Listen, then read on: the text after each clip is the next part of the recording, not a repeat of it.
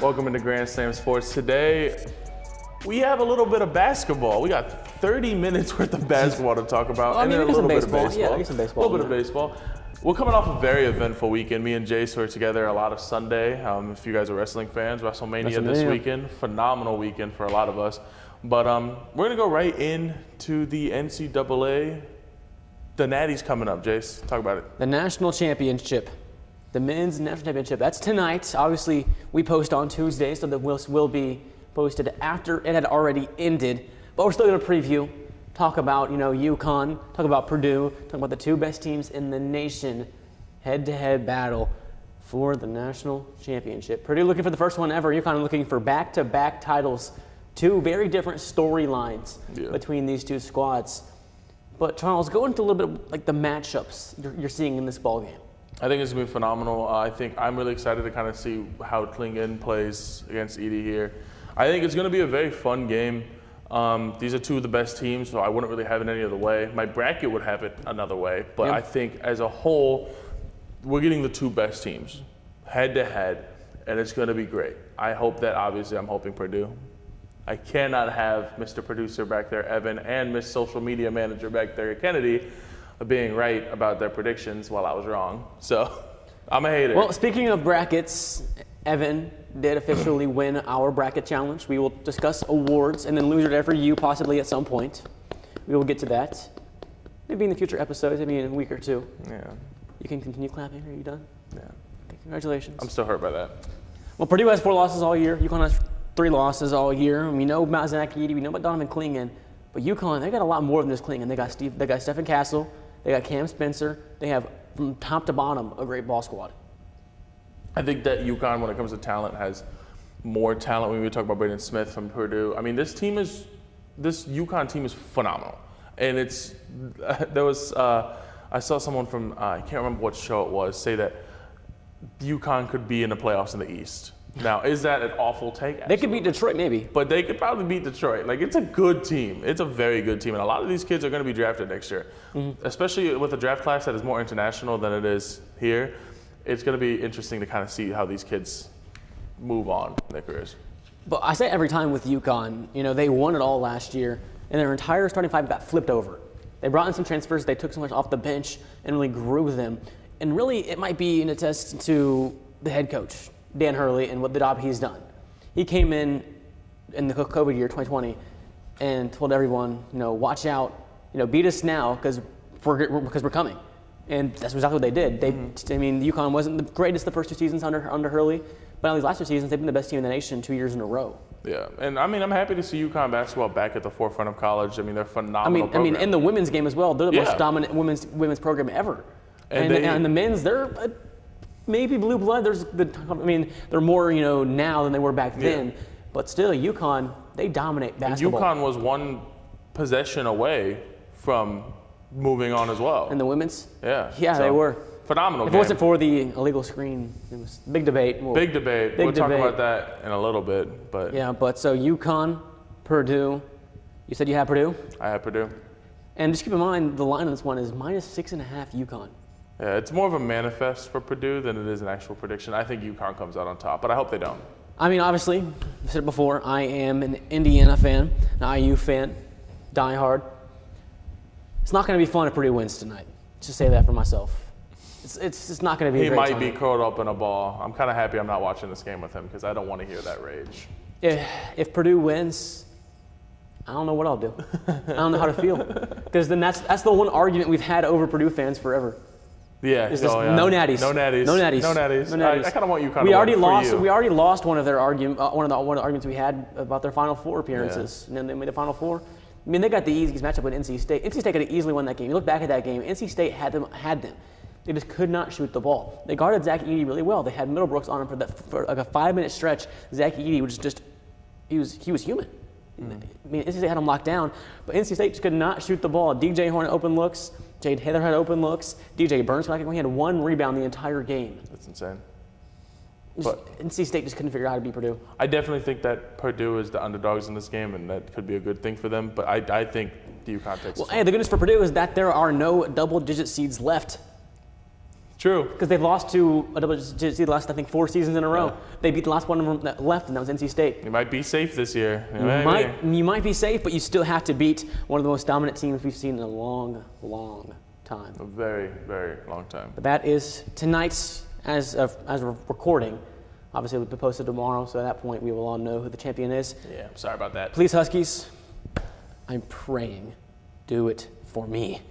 Do it for the Hoosier over here. Just my mental health, my mental health. Just do it, please. But let's look at the other national Yeah. championship. We got on the women's side a great game. Jace, what are you feeling about that? How are you feeling about? South Carolina, Iowa. Once again, the men's and women's kind of worked out the same way. The 2 best teams in the nation faced in the final. It was as simple as that. Iowa, obviously they have Caitlin Clark, the best woman to ever touch a basketball court. Yeah. 100%. The best shooter we've ever seen in the women's game. One of the best shooters we've ever seen ever in men's or women's, really. I mean, she had a great first quarter. She had 18 first quarter points. Iowa hopped out to a 10-0 lead. They were up almost the entire first quarter. But South Carolina, being South Carolina, under head coach Dawn Staley, with the best roster we may have ever seen in college basketball, they have probably 7 WNBA prospects on that squad. Even off the bench, they have stars. Yeah. They did what they do. They came back, and they just controlled the entire second half and won the ball game. It wasn't really anything surprising. I think everyone expected the Gamecocks to win. Obviously, in all people's hearts, they wanted Caitlin Clark to win. Of course. But it was never meant to be. I think Caitlin Clark's going to be hoisting some other gold, though. I think whenever she goes Hopefully. to WNBA, I believe that Caitlin Clark will be a future WNBA champion. Phenomenal player. Obviously, entered the draft this year. But for her, she will very likely be number 1. With 2 national championship losses in back-to-back years, is that just the one thing she was missing in her college career? But there's also a lot of college players that are very successful in the big league that don't have national championships. I mean, you see national championships, yeah, they're great, but they don't always mean much. I mean, we've even seen players that win national championships that just disappear after winning them. So, Very true. To me, it's not the biggest deal. I think more if you're going to be a pro, what you do at the pro level is what's measured. So if she comes into the pro level and keeps on making it to championships with the Fever, if she goes to the Fever and keeps on losing. Let's just say this. She's going to go to the Fever. She's going to the Fever. I mean, her college career's over. She's healthy. She'll be fine. And the Fever had the number 1 overall pick in the draft. Yeah. Us being right here in Indianapolis, I will be going. we might see Caitlin Clark at a theater near you. And I think it's great, though, for what she's doing to the women's game because, like, obviously my mom, she's a big basketball fan, basketball coach, but she didn't really get the representation. And I have a little sister that plays basketball. And, you ask young women or young girls in the world who they look up to, and there's not a very long list. And that's kind of been the problem for what's been, WNBA has not been nearly as entertaining as the NBA. It's hard to sell tickets whenever they're not been as entertaining. But I feel like with this draft class alone, Let's it just is say, about to start women's a new basketball era. is changing. Yeah. For the better. It's going to be more Absolutely. entertaining. You look back at that Iowa-UConn Final Four game. I saw a stat. It was on ESPN, right? It was the second most watched non-football broadcast in ESPN history. The highest watched basketball game, men's or women's, NBA or college level, in ESPN history. Iowa and UConn, a women's basketball game.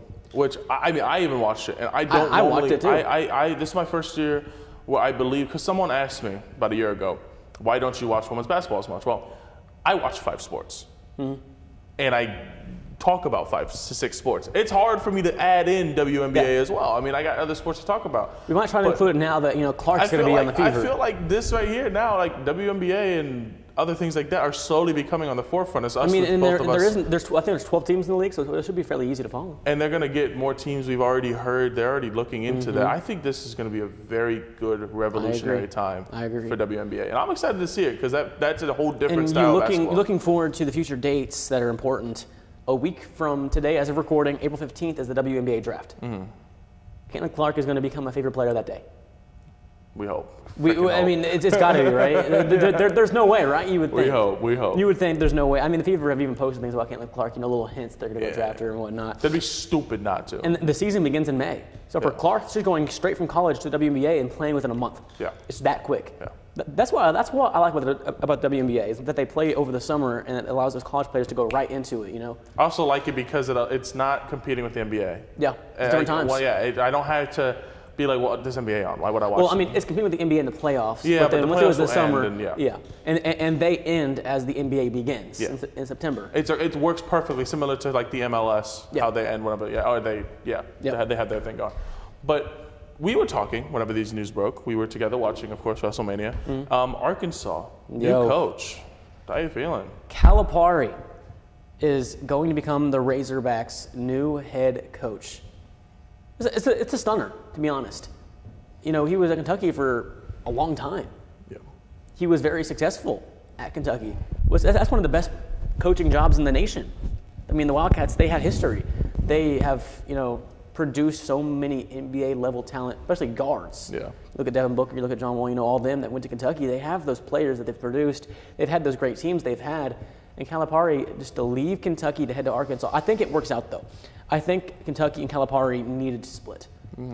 These last few seasons, they've gotten upset in the first round. They've had the talent, but they just haven't produced titles. Yeah. I think this was the right move, more for Kentucky's sake, because Calipari just wasn't successful these last few years. I feel like the buzzards are circling around Kentucky right now. People are starting to kind of be like, Kentucky's starting to become the Purdue of where they're starting to get that reputation.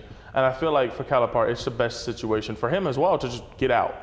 Get out while the buzzards are circling. Arkansas is a phenomenal program normally. They normally have some pretty good teams. They had a very good team last year until most of their talent went to the draft. So it'll be interesting to kind of see what they build here and how they look next year. And I'm going to name off a few. This is on CBS. I'm looking at the possible candidates for Kentucky's head coach. I'm going to name you a few. I want to see who your favorite is. Nate Oates from Alabama. Scott Drew, the coach of Baylor.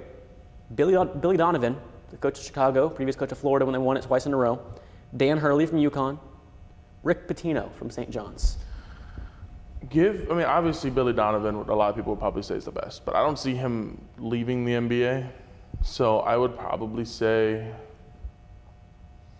honestly, if you really want to bring in that fresh blood, go St. John's, go Pitino, because that's the thing about him. I don't think that'll happen because Pitino used to coach Louisville. He used to be Louisville's coach. Hey, we've seen worse, especially in football lately. Football rivalries has meant nothing apparently to a lot of players. I think the favorite should be Nate Oates from Alabama. Fair. I think that'd be a step up for him in career. Because Bama's done. Kentucky. Bama has like another year left at most, and they're going to go back to being their football school, which is cool. But they had their run, they had a great run, and now he's got that on his resume where he can be, hey, I made my team to the Final Four. What can I do with yours? And that's a phenomenal thing to have. And I think that, that is obviously. Dan Hurley's mentioned here. I don't see any way he leaves UConn. He's not leaving UConn. There's no way, right? No. Imagine if he won back-to-back and said bye-bye. Yeah, there's no reason to step down. There's no reason to go take a step down to a team that hasn't. They also mentioned Sean Miller from Xavier. I don't see it. Yeah. He's the brother of Archie Miller. We know how that went with Indiana. Did not go too well, but you look at the NCAA tournament, and this is where stars are made. This is where players can really prove themselves in the big moments.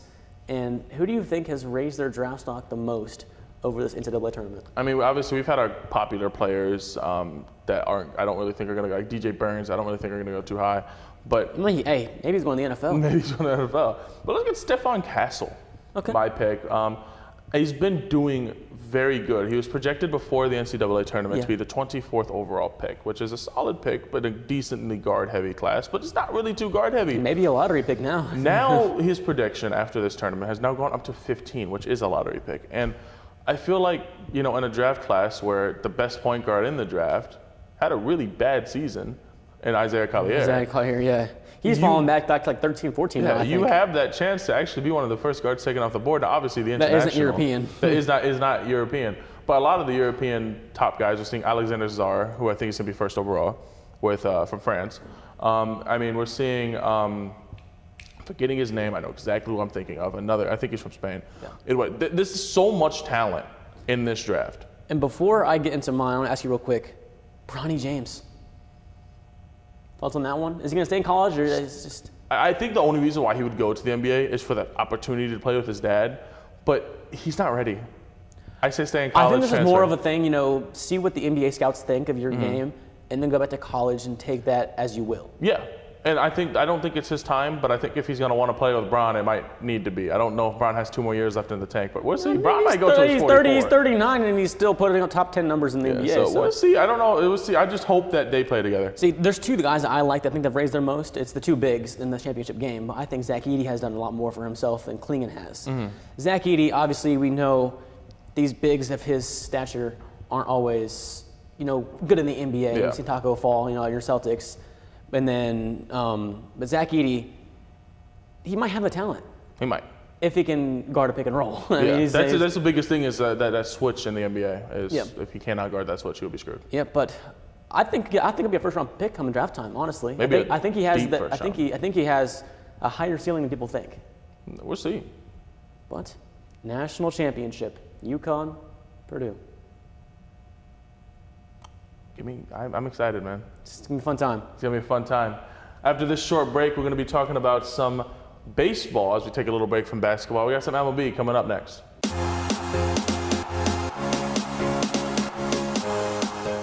Welcome back in. Baseball is beginning to get in full swing, they could say. 10 games down for most of the teams now, and we've seen some surprises here and there, but we'll look right into it now, beginning with the Houston Astros.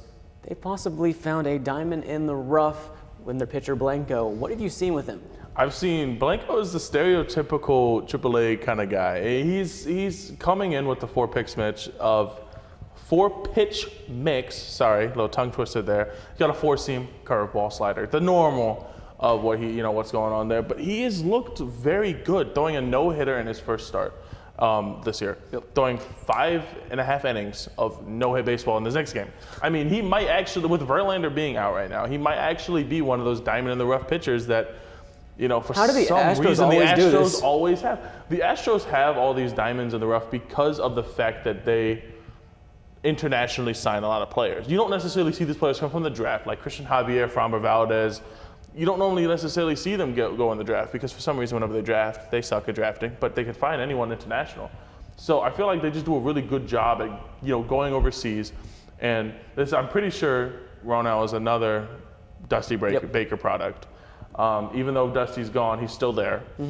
So it's just one of those things where it's just like Dusty Baker has made it to where this team is going to be good for a long time, even though they're starting off not as hot. We'll get into their not hot start here in a little bit, but now I want to go to my team, the New York Yankees. They've had a hot start. They're 8-2, and you look at some of the talent they have. I mean, they have talent up and down the board, but namely Juan Soto, who's had a phenomenal beginning to his career as a Yankee. Is he going to get re-signed with the Yankees? I think if I'm the Yankees, who else would you re-sign? That's Who what else would I'm you saying. sign? The Yankees have money. They're the Yankees. They're always going to have money. There's no cap room in the MLB. But it feels like, people are like, oh, Juan Soto's just going to leave. Number one, if you're Juan Soto, why leave? Yep. You're in a field where lefties dominate. Because if you are a pull hitter, you are hitting home runs more than anyone else. Even we've seen people like Judge and Giancarlo Stanton put up 40 home runs, and they're not even getting the advantage of the short porch. Yep. Juan Soto and Verdugo are. Juan Soto needs to sign with the Yankees. It's a place for him to go. It's probably the best team for him to stay at, and it's a team that allows him to play the way that he wants to. And, I mean, you look at the Yankees and their past teams. This is the best team they've built in the last 10 or so years. It looks like it. My main issue when I saw the roster at first is every single outfielder they have is hitting only. They had Giancarlo Stanton, cannot field for crap. Yep. They had Aaron Judge, solid fielder, but not amazing. Verdugo, solid fielder. Juan Soto, the list goes on. It's the defense that but can be this questionable. Year, they have Oswaldo, who got called up. Oswaldo's been phenomenal. And they have those, it feels like they actually have fielding now. Yeah. To where, if someone needs to go DH. The one problem might be left or pitching. right. At times. Because, Garrett Cole's been out. They just lost Loizaga for the season.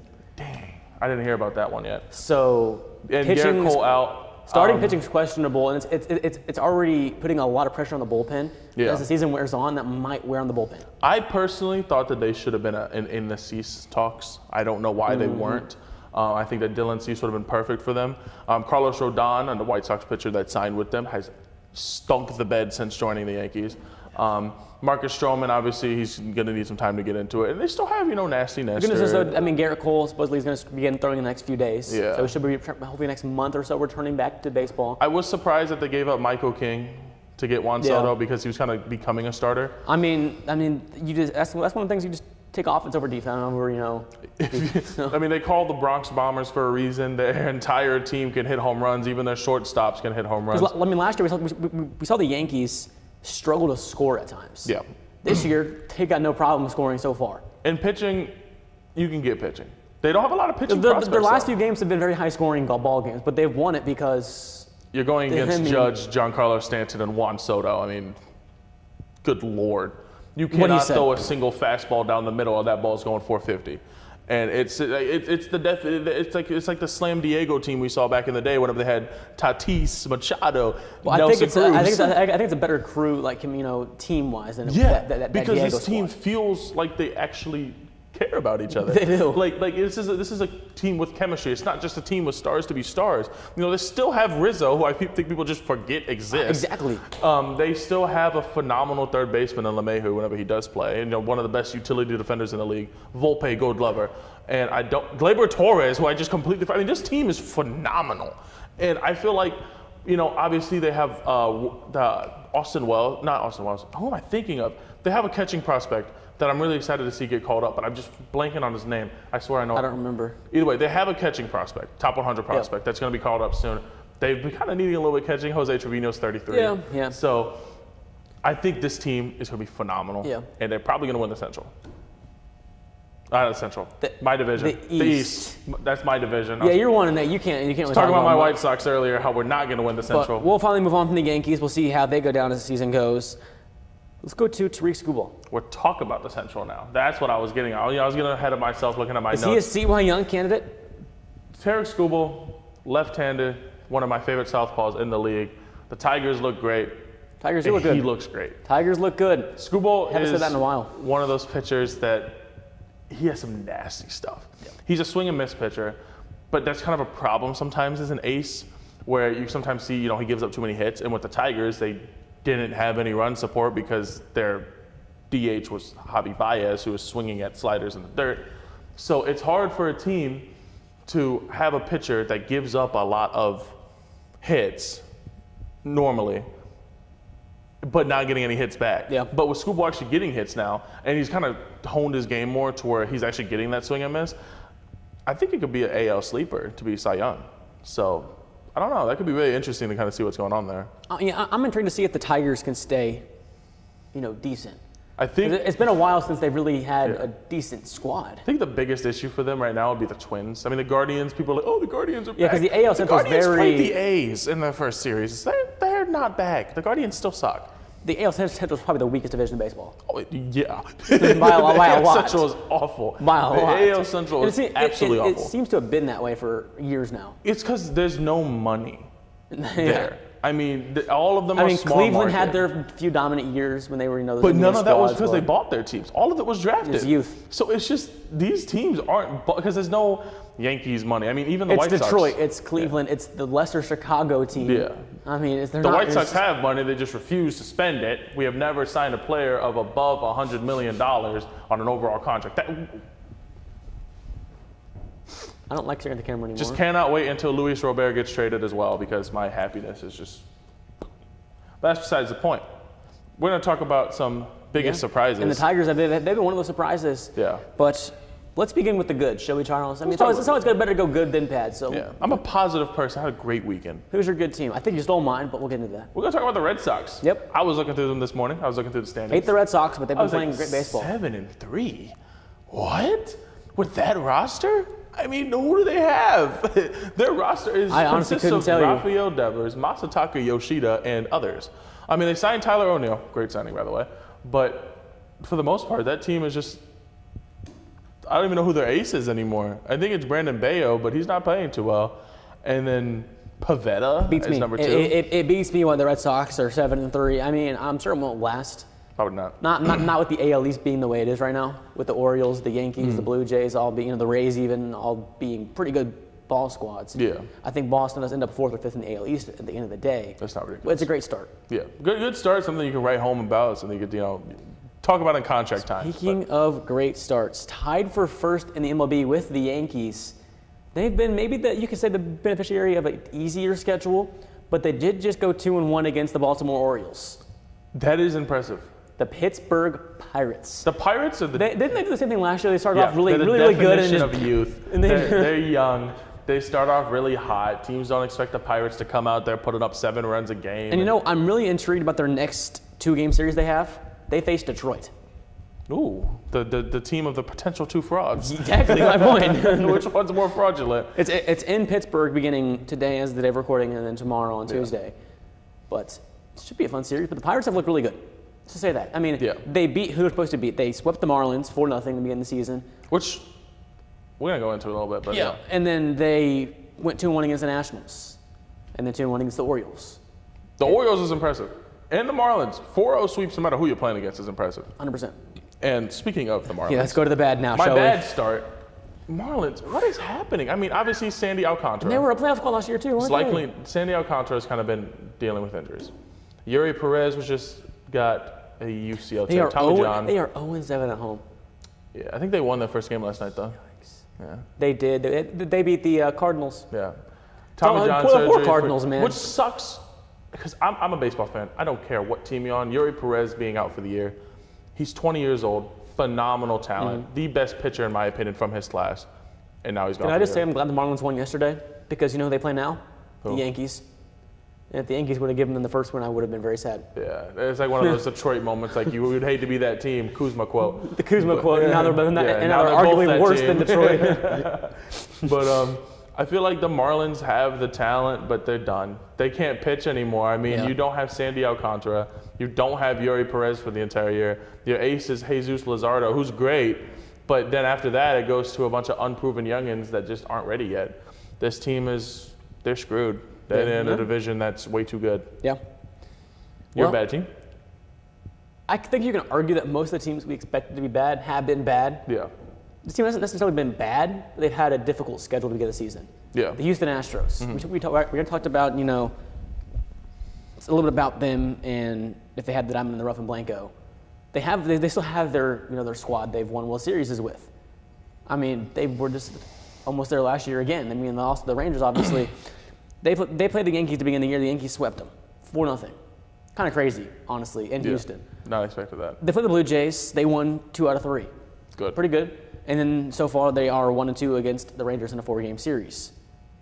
I just feel like the Astros are right now the beneficiary of their pitchers aren't playing the way they're supposed to play. I mean, their hitting is always going to be good. Altuve, Tuck, or Alvarez. I mean, that's a phenomenal. Chas McCormick even, who had a phenomenal year last year.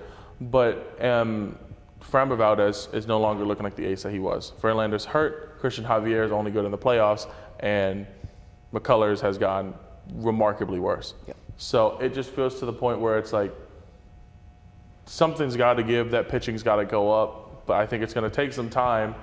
I think Hader was a great signing for this team. They're going to be dangerous, but I don't know. We're going to have to see. Well, we're looking forward to some future series, Charles. What series is your favorite one coming up? Give me Cubs-Padres. Okay. I think that's going to be a really fun one. I think Cubs-Padres, 2 wild card contenders here. I don't think either one of them are coming. Well, Cubs might come out of the division, but I don't think the Padres are with, the Dodgers. But Cubs-Padres, 2 wild card teams probably, and they're starting off pretty solid. Both have the same record, I'm pretty sure, maybe 1 game difference. And I think that this matchup's going to be really telling because these are 2 teams with pretty much the same skill in pitching, same skill in San hitting. Diego's 5-7. San Diego's 5-7. Yeah, because they had remember that early series against the Dodgers. They played some extra games already. They're 5-7. Yeah, actually, kind of surprised me too. Dang. And the Cubs are 6-3. What did I look at this morning where they looked similar? Oh, it might have been because it was 5-6. I didn't look at I looked at this when I woke up. Yeah. It's very possible I saw the 5. That's what I meant by 1 game, not 5-7. Yeah. Dang, I must have missed that completely. I swear I can read, but Honestly, I'm looking at these other 2 series that we have here on our paper. I like them both. I do too. Brewers and Reds, really great NL Central battle. The NL Central looks decent this year. They have the NL Central Pirates, looks like Brewers, it's gonna be Cubs, very Reds, even. Yeah. Cardinals are always up there at times. They may be just too much veteran in the Their Cardinals. schedule right now has also been awful. They got the Padres and the freaking Dodgers. You got to deal with what you have. I mean, it's always got to deal with it. But I also love the Red Sox and O's series. Yes. Yeah. Absolutely. Because, I mean, it's only a 2-game series in this one, but the hot start from the Red Sox, the expectations of the Orioles, it's It's a big early season series. Absolutely. I mean, who do you think comes out on top in this series? Do you think it's a series split or a sweep? I think it's a split. I think they'll split. I think they'll split. The games are actually it starts 3-game series. 3-game series. It's in Boston, starting tomorrow on Tuesday. And I mean, it's in Boston. I'm going to go 2-1 Red Sox in the series. I think there's hot bats are the good bats. Yep, and I think 100% agree. Right now, the pitching from the Orioles is still kind of getting under form. Corbin Burns is still getting under form, and the injuries from the Orioles as well. I think the Red Sox take a 2-1 lead here, and they continue their hot start with 9-4 after that series. Or I think maybe they have another game before that. As we wrap up the MLB segment here, I want to ask you. I know we're only like 10 games into the season. Early World Series prediction, based off what you've seen so far. Based on what I've seen so far, I got the Yankees beating the Braves. I got the Braves again. World Series? I think the Yankees Brave would be an absolute star show, and I think the Yankees take this one. White Sox and Marlins, no. Imagine them, no. I'm going to say the Dodgers make it. I think Shohei will wake up on his bat. He had his first home run as the Dodgers a few days ago. I think he'll wake up, and I'm also going to say the Yankees are going to be in the World Series as well. Although they could have some competition from like the Orioles, the Rangers again. Rangers are always going to be up there still. Rangers are quietly good. 6-3. Yeah. They're up there. The Angels, 5-4. Oh, they have a winning record. Oh, Michael Trout. Here they come. Here come the Angels for the first time in forever. Yeah, at first they haven't even made a playoff in 9 years. Watch, they're going to be like 30-10 and then just every year with the Angels. Yeah. Every year with the Angels. Haven't made it in 8 years for a reason. They cannot finish out seasons, but they had the 2 best players in baseball, and they couldn't even make it. Speaking of finishing out, we're about to go to our last break of the segment. We're going to finish out with some basketball at the professional level. 10 more days left in the season. We'll be right back.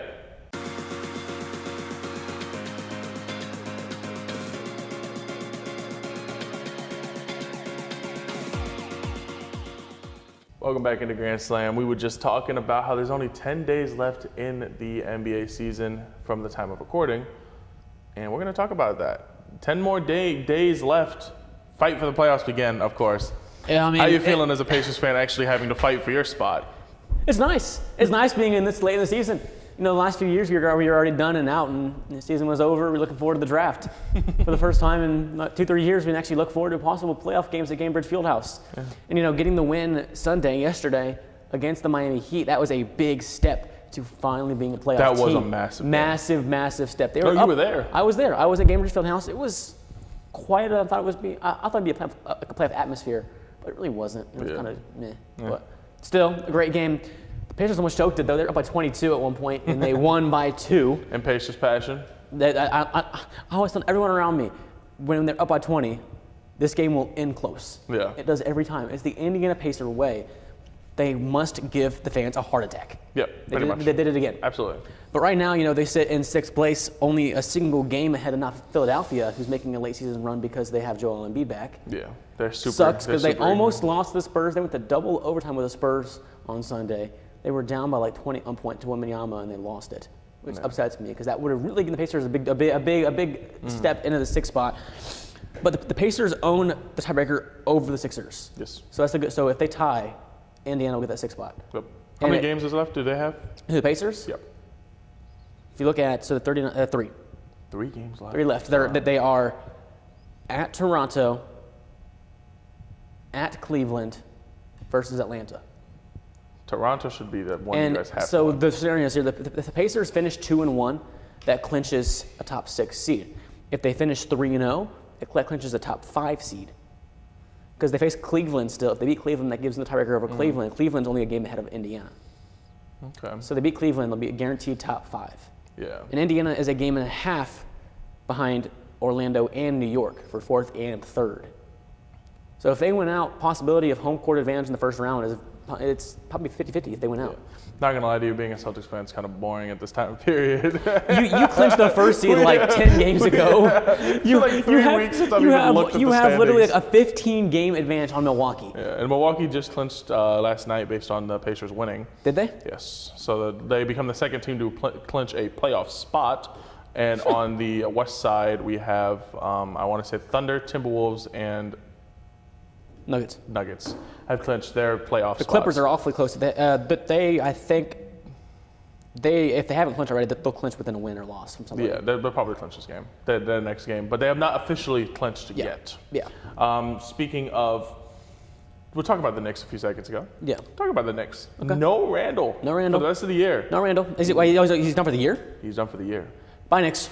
That is a problem. They still got Brunson. I still love the team they have. I said as a Pacer fan, the Knicks are the last team I want to play, just because the Halliburton Brunson debate. I don't want to get into that. Yeah. And if the Knicks were to win that series against us, that would be the end of every Pacer fan's life, because we all hate the Knicks.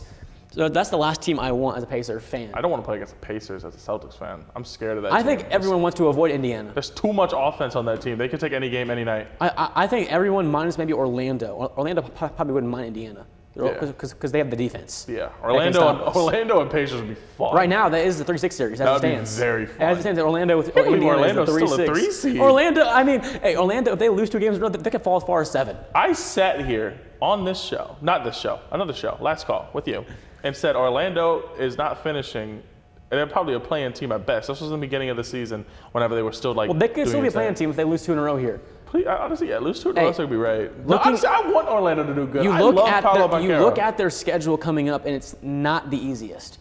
They have at Houston and at Milwaukee twice. But the thing is, if they win those games, they'd be the 2 seed. I mean, they're a game behind Milwaukee. They are a game behind Milwaukee. Such a weird year for the East. The East has been really weird. The East from 2 to 8 is like 3 game separation. Yeah, and then like 9 and 10 are all like 7 games under 500. And then there's Chicago, Atlanta, who just are going to be a play-in team. Which is, I've been saying if there's more than like a 5 game separation between 8 and 9, they should just call the top 8 teams. It's kind of stupid. It's not ridiculous, but I feel like that'd be like, I don't know. But Chicago and Atlanta, if either of them make the playoffs, they don't deserve it. Yeah, no. So it'd be hilarious. It'd be stupid to make the playoffs. Yeah. And the fact that let Chicago make the playoffs. We can absolutely stomp them. Let's not do that. Because I think I'll take a first round bye. The top 8 is the right 8: Boston, Milwaukee, Orlando, New York, Cleveland, Indy, Philadelphia, Miami. It's the 8 it should be. That's the 8 that should 100% be the playoffs. And I think, you look at the matchups right now.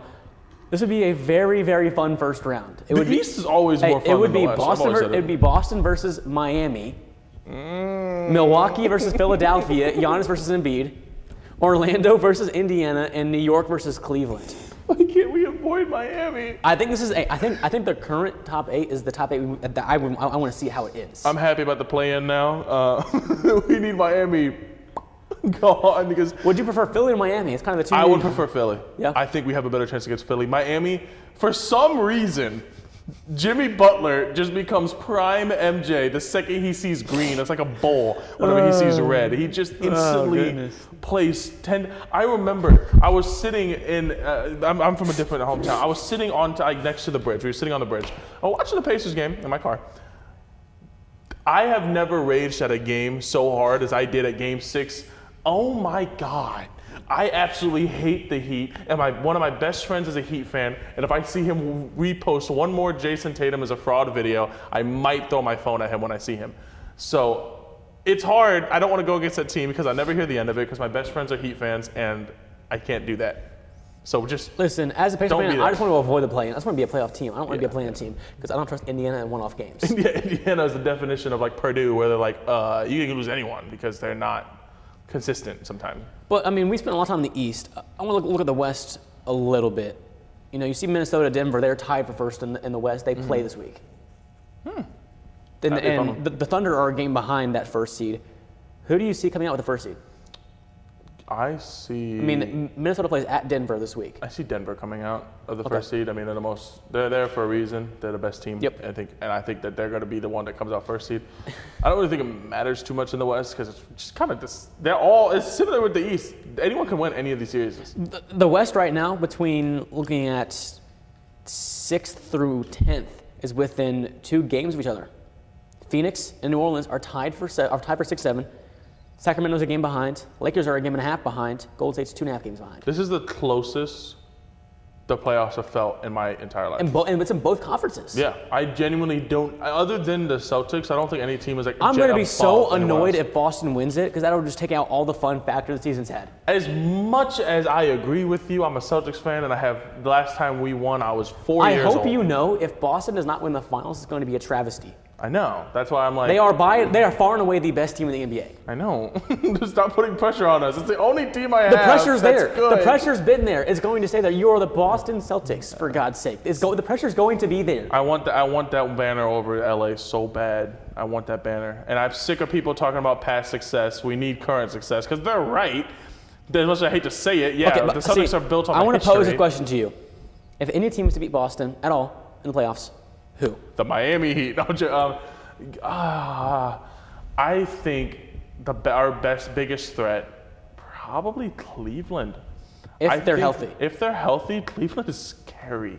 And we don't have the defensive star power to stop the 4 players that they have that could score. We have the star power, like, because we'll see it with, I just spit. We'll see it with the Bucks. We'll see it with the Bucks. We have a game plan against them. It worked last time. Now, we don't have Marcus Smart to execute that, but I think we have a better version of him in Drew Holiday. I think it'd be very interesting. I think we're good with Giannis. But with Cleveland, it's not just one guy. It's not just 2 guys even. It's their entire roster can hit buckets until they go to the bench. Their bench sucks. See, for me, as Indiana, I would prefer if they avoid the 4-5 game. Because if they were to win that series, that means Boston second round. I don't want Boston second round. I don't want Indiana, but I don't see us losing 7 to them. I see us losing like 3, maybe at most. I don't see us losing 7. The thing about Indiana, if they make the playoffs, they'll make any series 6-7 no matter what. Yeah. There's not going to be a sweep, probably not in 5, because Indiana is good enough to win some games, but also bad enough to lose some of those games. Yeah. So no matter who Indiana plays, it's going to be a 6-7 game series guaranteed. Yeah. And I'm not going to enjoy that. I'm going to have heart attacks. You're going to be stressed the I'm entire going to be time. very, very stressed. You will see. I mean, if we record shows during that time, you will see how stressed I am. He's going to be gray. I'm going to be. I'm going to have grays. gray hairs all over. Because I mean, I haven't had a playoff experience with the Pacers since the COVID year in the bubble against Miami when we got swept by Miami. We got swept 4-0.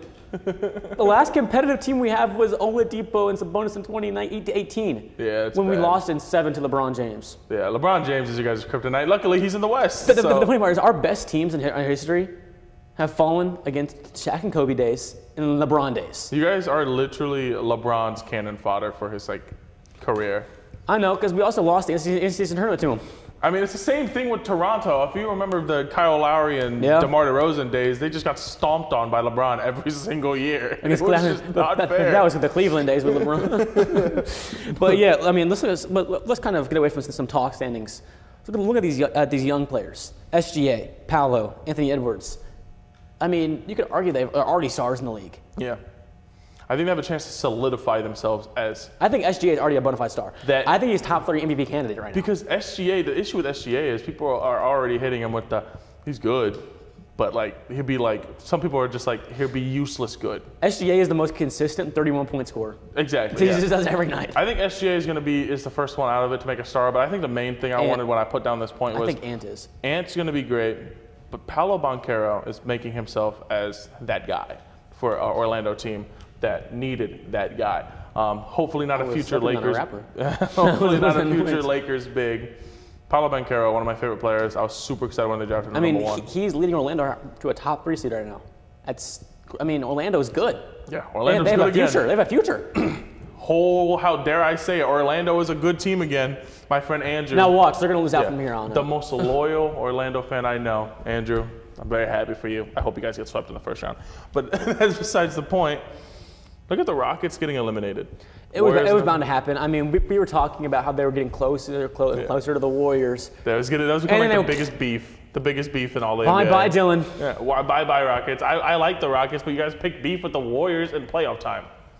What were you expecting to happen? The funniest thing I saw was so they began beefing with the Warriors, right? And that one guy on the bench was wearing something like Tari Eason? Yeah. Yes, you see the shirt he was wearing? It said Warriors on it, and they were getting smacked by Golden State. Like 40.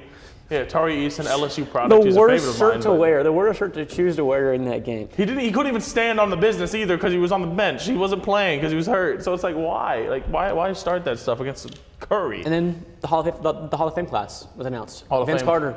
Hall of Fame class announced. Vince Carter, top 3 favorite player of all time. If anyone that knows me knows I love Vince Carter. I'm very happy to see that. I will probably shed a tear whenever he does go up there. He's headlining the Hall of Fame class. Other players, Dick Barnett, Nuggets legend, and of course Chauncey Billups. Another There was one a from our Pacer time. representative. There was the owner, Herb Simon. Another one from, and then Herb Simon, of course, from the Pacers, and Jerry West for Yeah. for his role in as being I want to say a GM CEO, whatever he does nowadays. Yeah. He will also be in the Hall of Fame for that as well. So I think it's a very fun class. You need to see Chauncey go up there. That's a player that we grew up with back in his Pistons days, and as well Vince Carter. I know we only have a few minutes left in the show, but playoffs are nearing. Who's the biggest dark horse in both the East and the West? I'm going to stick with my Mavs pick on the West. I've been Mavs? sticking with them since the trade deadline. I think the Mavs are going to do great. In the East, dark horse? This is going to sound really biased towards you, but give me the Pacers. I think the Pacers have the most potential to come out of nowhere. But and they take- also had the most potential to get to actually But that's the point of a stomped dark on. horse. Yeah, they're either going to get stomped in the first round or they're going to Make some stupid run at the ECF. make some stupid run to the ECF. So I think the biggest If dark Indiana plays Boston in the playoffs, horse. We're going to be watching all those it's gonna games. be crazy. You can slide. I might even go to one of them if I can. If I can no, afford I mean that. we already went to the in-season tournament game when the Pacers got you. We're still like 62-16. So. We gave you one of those losses. Actually, two of them, I think. I think you've we given us lost two twice losses, this year. yeah. Yeah, we went 2-2 this year, didn't we? Yeah. It's been a rough year for the Celtics and Pacers matchup. Not a lot to brag about other The than the Pacers fact are that very, we're- very good against very, very good teams. Which is why and I they think are they're very, gonna be very dark bad horse. against very, very bad teams. Yeah. They're top 5 in the NBA in record against top 5 teams, against top teams, but like 23rd against bottom level teams. Yeah. That's so stupid. Which is a problem because That kind of worries me because now we play Toronto. Yeah. We're 1 and You guys 2. need We're 1 and Toronto. 2 against the Raptors You guys this year. need to beat Toronto. We beat them by 2 at Toronto earlier this year and lost both games at home against them. I was at both those games, by the way, at both of them. I'm known for bad luck at going to Pacers games, but the 2 wins I've gotten this year were the 2 biggest games, Boston and Miami. Yeah. So I've gotten some decent luck. But You had a busy night last night. You went to go see your Pacers win. You went to go see one of the greatest WrestleManias I've ever watched in my life. Yeah. I know you're new to wrestling. Phenomenal night last night. Yeah, it was. If you're a wrestling fan, we have been spoiled. all we missed was Stone Cold. All we missed was Stone Cold, but we still got a phenomenal night. I mean, we were out of our chairs. I mean, even like I said, Jace is new to wrestling, and he was out of his chair. When the Undertaker he came out of nowhere. It was an holy insane crap. night. It was super fun. All he did was chokeslam and just gone. He just came in for 1 second and just chokeslammed. And so, I mean, I'm happy. It's finally it's a wrestling time period Yeah. where people are out there again. Like I'm just getting they into like it, so I'm still learning a little bit about wrestling. But Very fun weekend. Very fun weekend. So and sports is in a good spot right now, but we're winding down NCAA. NBA's winding down. We're getting to that area where things start to playoff kinda time, baby. NBA playoff time is very long. Speaking of things coming up, our little draft cast coming up. Yeah, imagine that. We got 3 weeks T-minus. T-minus 3 weeks until the draft cast, April 25th at 6.